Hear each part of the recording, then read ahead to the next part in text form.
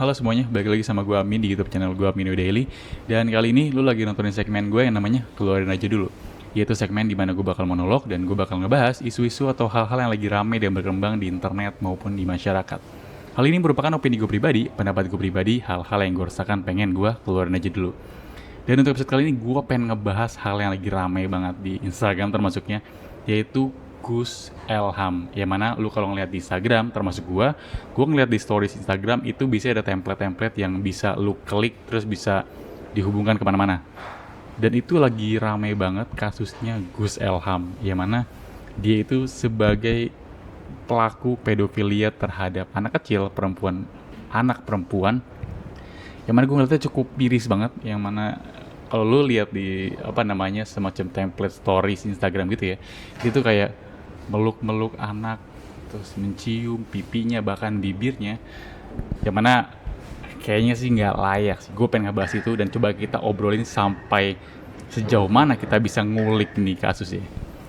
Dan baru kemarin beres kasus tentang pesantren-pesantren yang mana mengaitkan tentang Islam dan Jawa.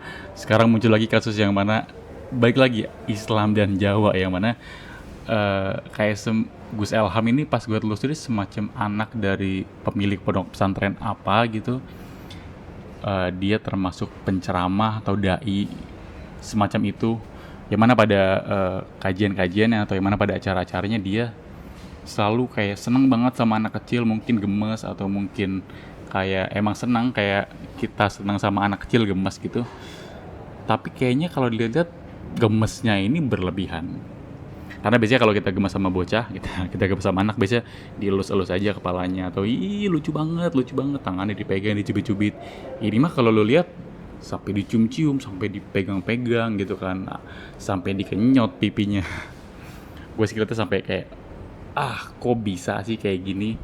Terus akhirnya masyarakat marah, di Instagram rame, di Twitter rame, di thread rame, akhirnya netizen marah, masyarakat marah, mereka mengecam Gus Elham buat dipidana.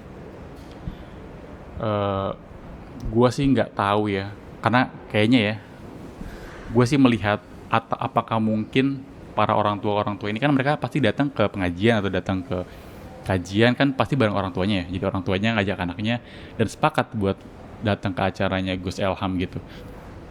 Emang orang tuanya nggak keberatan? Yang pertama, orang tuanya nggak keberatan kah anaknya digituin? Apakah di tempat tersebut hal seperti itu lumrah? Kan kita nggak tahu, kita kan dari luar. Takutnya memang ada budaya-budaya di beberapa daerah yang kita nggak ngerti, terus tiba-tiba kita ngejudge aja gitu. Kan emang budayanya gitu, sebenarnya di daerah tersebut normal aja.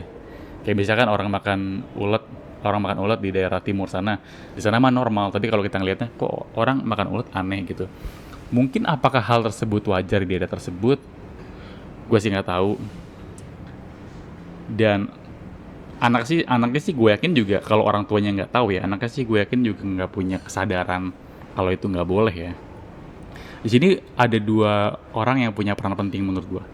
Yang pertama orang tua yang harusnya terlepas dari budaya ya. Kalau ini misalkan bukan budaya, kalau memang budayanya nggak ada seperti itu, nggak dibolehkan atau nggak dibenarkan, berarti kan peran orang tuanya harus ngerti bahwa yang begini-begini itu nggak boleh. Bahwa kalau dia punya anak terus anaknya itu dipegang-pegang sama orang lain, terus dielus-elus sama orang lain, tuh dicium-cium bahkan sama orang lain, sama siapapun kecuali orang tuanya ya, harusnya kan nggak boleh. Anaknya kan nggak ngerti juga karena masih,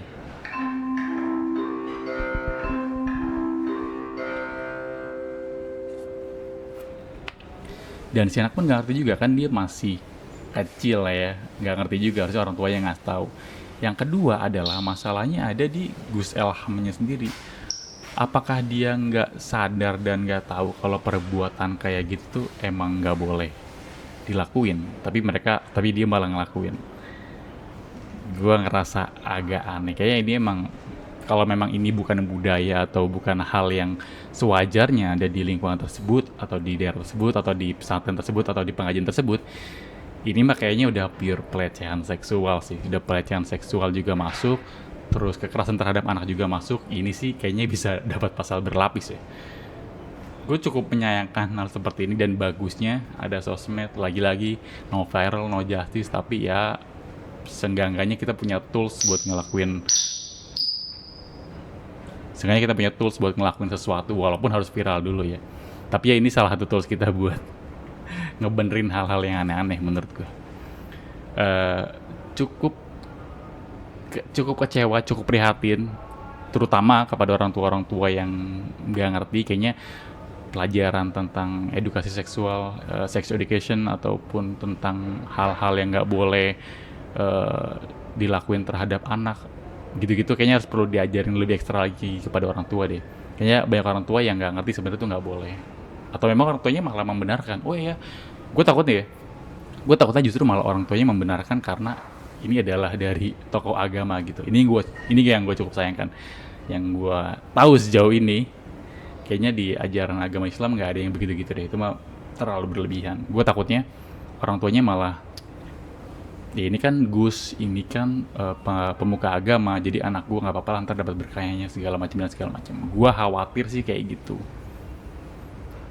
Karena pengen ngalap berkahnya, karena pengen dapat berkahnya, anak lu malah dalam tanda kutip jadi korban pelecehan seksual harassment, masuknya pelecehan anak. Harusnya kasus ini bisa ditindak sama pihak yang berwajib, Komnas HAM, Perlindungan Anak dan segala macam, termasuk kepolisian. Tapi sih syaratnya, salah satu syaratnya kayaknya sih orang tuanya harus melapor. Kayaknya nggak bisa kalau misalkan langsung polisi nangkep gerbek gitu, kayaknya sih nggak bisa ya, setahu gue.